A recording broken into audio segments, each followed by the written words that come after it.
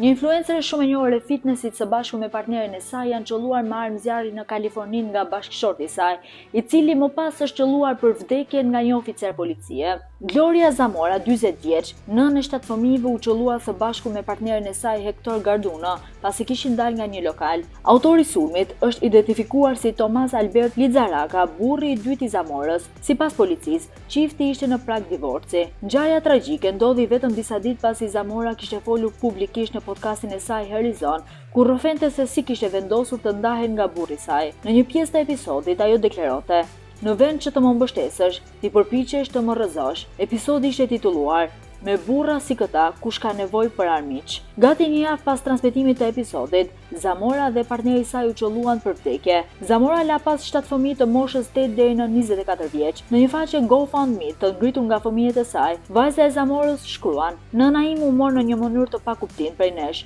U vran nga njërku im Thomas në një akt dhune të paimagjinueshme." Policia ka bërë të ditur se hetimet mbi ngjarjen janë ende në zhvillim.